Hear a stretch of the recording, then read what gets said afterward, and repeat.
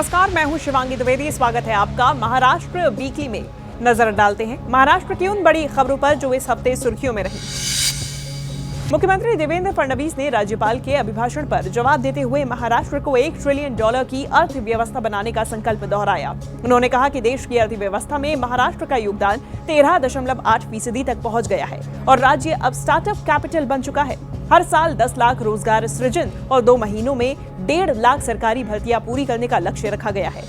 आता थेट परकीय गुंतवणुकीमध्ये महाराष्ट्र क्रमांक 1 वर आहे आणि देशाची एकूण जेवढी थेट परकीय गुंतवणूक आहे त्याच्या 39% गुंतवणूक एकट्या महाराष्ट्रात येते।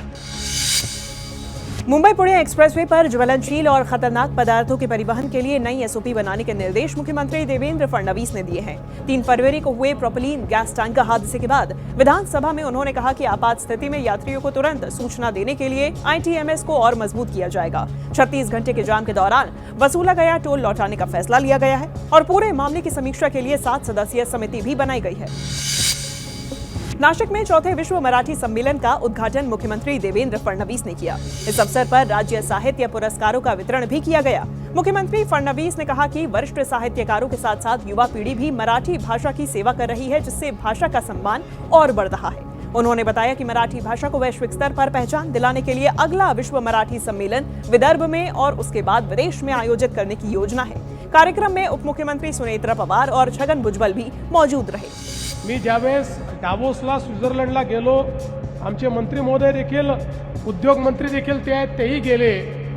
ज्या प्रकारचं स्वागत आमच्या मराठी जनांनी त्या ठिकाणी केलं, अख्ख्या विश्वाला समजलं की महाराष्ट्राचा मुख्यमंत्री डावोसमध्ये आलेला आहे।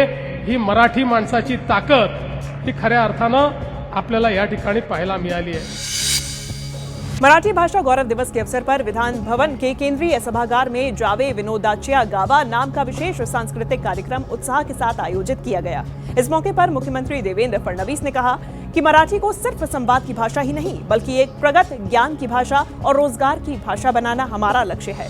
उप मुख्यमंत्री एकनाथ शिंदे ने कहा कि संकट में भी हास्य ढूंढने वाला ही सच्चा मराठी व्यक्ति होता है, जबकि उप मुख्यमंत्री सुनेत्रा पवार ने डिजिटल माध्यमों में मराठी के अधिक उपयोग की अपील की। महाराष्ट्र के स्कूल पाठ्यक्रम में अब सिख धर्म के 9वें गुरु श्री गुरु तेग बहादुर साहिब जी के बलिदान के इतिहास को शामिल किया जाएगा। उनकी 350वीं शहादत वर्षगांठ के कार्यक्रम में मुख्यमंत्री देवेंद्र फडणवीस ने यह महत्वपूर्ण घोषणा की। आने वाले पीढ़ियों को इस शहादत की जानकारी होनी चाहिए, इसलिए महाराष्ट्र की सरकार ने निर्णय किया कि हमारे जो बच्चे पढ़ते हैं उनके पुस्तक में, हमारे सिलेबस में भी हमारे 9वें गुरु श्री गुरु तेग बहादुर सिंह साहेब जी की शहादत ये हमारे बच्चों को पढ़ाई जाएगी। इस मौके पर मुख्यमंत्री ने नवी मुंबई में गुरु तेग बहादुर जी के नाम पर एक अत्याधुनिक अस्पताल बनाने की घोषणा भी की। मुख्यमंत्री देवेंद्र फडणवीस ने विश्वास जताया है कि मुंबई में आयोजित होने वाली पल्स मेडिकल कॉन्फ्रेंस से स्वास्थ्य क्षेत्र में महाराष्ट्र की प्रतिष्ठा वैश्विक स्तर पर और बढ़ेगी।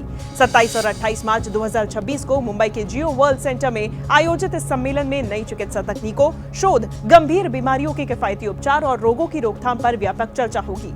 विधान भवन में हुए पल्स 2026 के कर्टन रेजर कार्यक्रम में फडणवीस ने कहा कि स्वास्थ्य क्षेत्र की नई चुनौतियों से निपटने के लिए सरकार, निजी और सार्वजनिक क्षेत्र को मिलकर काम करना होगा और निजी क्षेत्र को शोध के माध्यम से समाधान तलाशने चाहिए।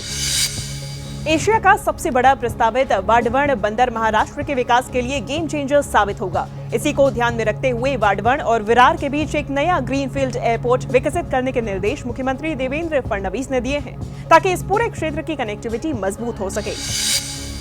मुंबई के ग्रांट रोड क्षेत्र के गिरगांव स्थित पुरानी चिखलवाड़ी के पुनर्विकास का काम पूरा हो गया है। इस परियोजना के तहत 265 निवासियों को उप मुख्यमंत्री एकनाथ शिंदे ने नए घर की चाबियां सौंपी।